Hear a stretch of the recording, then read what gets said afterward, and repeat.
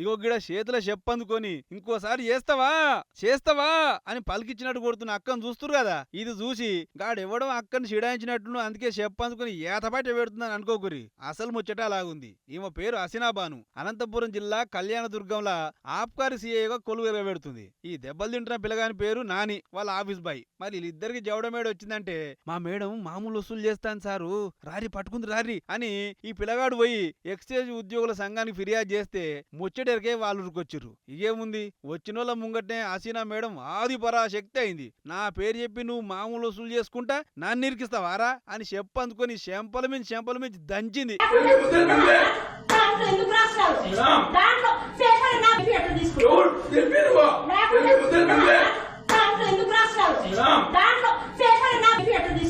చూసిరా మరి ఇలా అసలు దొంగ ఎవలో మనకైతే తెలియదు గాని నువ్వు మామూలుగా మరిగినవని ఆఫీస్ బాయ్ అంటుంటే లే అవన్నీ ఉద్దర మాటలు. వీడే నా పేరు చెప్పుకొని వసూలో మరిగిండు, ఉల్టా నన్ను బదనాం చేస్తుడు అని వచ్చినోళ్ళ ముంగటే శంగడ బింగడ ఎగిరింది మేడం. అయినా హసీనా మేడం బల్లె చదువు చెప్పే సార్లకే కొట్టే హక్కు లేదు. అసొంటిది తోటి ఉద్యోగిని కొట్టే హక్కు మీకు ఎవడిచ్చిండు? పోని మీరు చెప్పినట్లు వసూలో మరిగిన అంటారు కదా, గాదేదో రూపిడిచ్చి సస్పెండ్ చేయరి. అంతేగాని పై ఆఫీసర్ అని చెప్పేసి అని ఎట్ల పడితే కొడతారా? చెప్పందుకొని కొట్టొచ్చా అని సొట్లు పెడుతురికి ముచ్చట చూసిన జనాలు. అయితే ఈ మేడం అటు దిక్కు మామూలుగా బానే వసూలు చేస్తుందని గుసగుసలు వినబడుతున్నాయి. దీని మీద ఎన్ని మాటల పై అధికారులు ఫిర్యాదు చేసిన సూత అస్సలు పట్టించుకుంటలేరట. మరి ఈ ముచ్చటనన్నా పట్టించుకుంటారో లేదో చూడాలి.